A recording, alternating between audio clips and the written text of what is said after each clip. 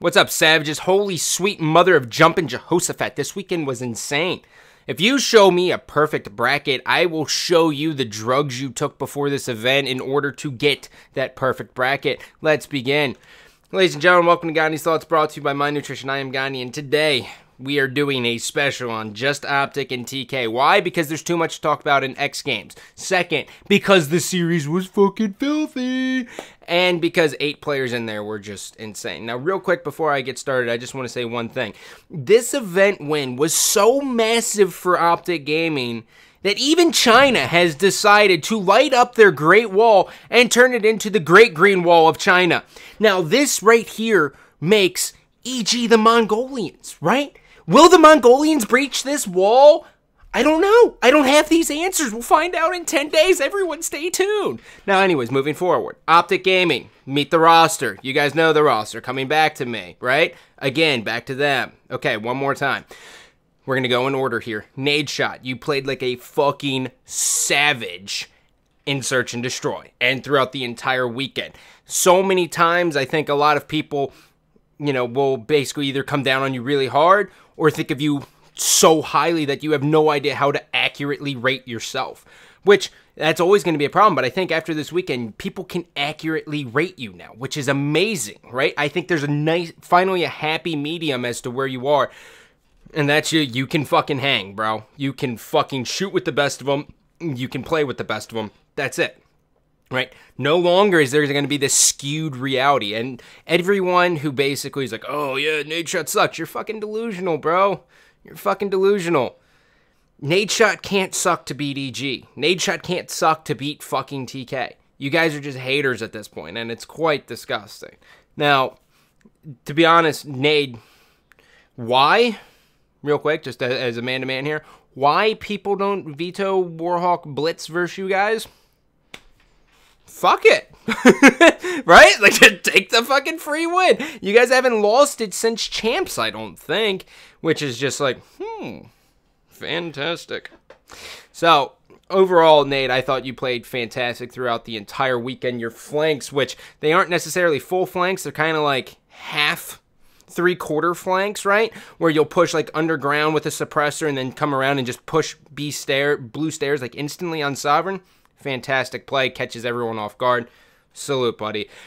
Clayster, I had a lot of eyes on Clayster throughout this entire weekend just because of how poorly he did at Niagara. Now, Clayster isn't a player who's going to have bad events. He's not, right? Like, when it happens, it's going to be rare, and I think he proved a lot this weekend by just basically stepping up completely. Now, obviously, on the Xbox One to the Xbox 360, Clayster's going to get worse. He's going to get worse when he plays on the 360 just because, when he picks up the sub, right, he's an AR player, right? Like, he wants to be able to shoot a little bit further with that sub because he sees players and he knows his long range is probably one of the best in the game, right? On the Xbox One, you can kind of take those battles with that sub because the shot registration's just a little bit better, right? That's it. Clayster played fantastic throughout the entire weekend. Hoorah, brother. Proofy threw his nuts in the face of EG in Sovereign Search and Destroy. He literally killed 4 of them in a matter of seconds and basically said, here's my nuts. They're in your face. They're just hitting you a couple times. Eat it, right? It was a fantastic play by Proofy throughout the entire time. I thought Proofy was out. Like, when they picked up Proofy, I will honestly say I did not think Proofy and Clayster would be able to coexist on a team just because of the similar playstyles, but I guess with great practice and great communication comes a great win. I don't know. I don't write fucking kids' fairy tales, so I can't do that.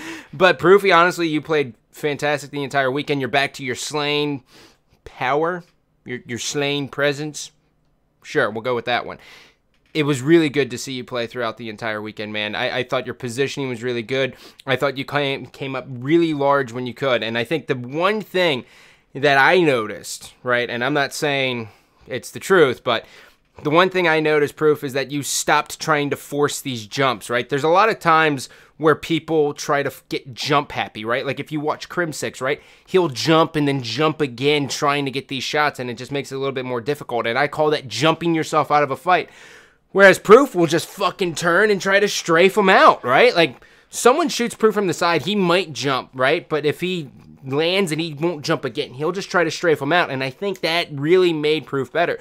Looking at, like, Niagara, right? He was fucking jump happy. Like, seriously, watch the VOD. I watched it last night just to make sure I wasn't fucking crazy. He would constantly sit there and spam that fucking paddle, right? Not anymore. Good job. Now, Scump. Scump Lump. Scump, you were absolutely huge when you needed to be, right? Sure, people are going to be like, oh, well, first side, or game 1 versus EG, you were quiet, and then, game 5 versus fucking TK, you were quiet. Those people can suck your dick, right? It's 2 fucking games out of the entire weekend, and really, you did your job. As long as you do your job, that's what matters, right? Your job is to go big on the maps where it's close quarters, sub-heavy, and you can kind of shred. It's all you need to do, buddy. And by the way, I will say this. The reason why Optic Gaming won that event is because of one thing, and one thing only. I want you guys to take a look at this picture. Notice who that is. That is me right there, right? See that? Oh, yeah. That is cargo shorts all the way back in 07. You see this?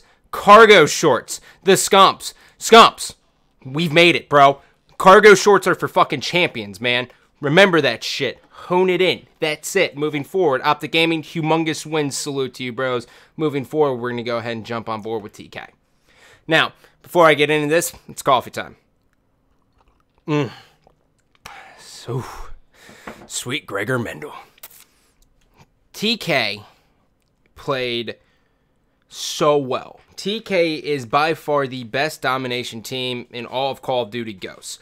I think there's a lot of things that were proved this weekend from TK. 1, don't underestimate him. Mental note, Scott, doesn't matter. I'm never doing predictions again because I'm going to do fun things with predictions because I'm never going to be fucking right. I'm a shitty weatherman. Anyways, moving forward. Sharp's good on the 1. I think everyone can go suck his balls now. Apathy is definitely an X factor, and he is almost a key.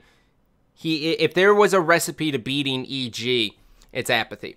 Apathy plays fantastic at all times, and I was so impressed with how well he was. So, Apathy, amazing player throughout the entire weekend. Neslo, holy shit, buddy. Neslo rose to the occasion when he needed to the most. That search and destroy round 10, or round 9, when he turned on fucking Scump, my jaw dropped. I literally got chills. I didn't know what to do with myself, right? I was sitting there, I was like, ah! That's my face. That's what happened. I couldn't believe Scump turned on him, or Neslo turned on him as hard as he did. Neslo, you played fantastic throughout the duration of the weekend as well. And Goonjar, my Eskimo brother, man. My Eskimo brother came in hot this weekend. Holy shit. I am proud of you, dude. Your AR game was on point. Your sub was good. I wish you never switched over to, an AR on Strike Zone, but you know what? Who the fuck am I to tell you how to play now, right? Before I could actually do that because you were getting like fucking 8th. Now you're getting fucking 2nd. So, pull out the AR on Strike Zone, man. Something fucking, it works for you guys somehow. I have no idea how. I got to go back and reevaluate it, but wow. Now, looking at the overall, right, of this weekend, this changes a lot for Anaheim, right? We now have 2 teams who have beaten EG, so that also answers the question of who can beat EG, right? But, it does a lot more than that. It shakes up everything, right? Now you're going to have EG not kind of casually walk into the event. They're actually going to practice their fucking face off. You're going to have Optic Gaming, who's most likely going to do a pre-LAN again for the next event, which is Anaheim. You have Envy, who almost beat EG, going all the way to Game 5. Like, the competition now is about this fucking close, right? Obviously, Optic's here, then TK, and then EG, right? Like, it's like that. And the reason why TK is down here, and look at this, my hand fucking graphics, right? The reason why EG's down here is because it got 3-1 by both these teams, right? Aches is probably losing sleep over this. So we are going to see what happens from this. Other than that, ladies and gentlemen, I love you, but I don't love you. Take it easy. Also, everyone, pray to fucking God Halo 2 Anniversary comes out or is announced today, because if it does, I'm going to go crazy.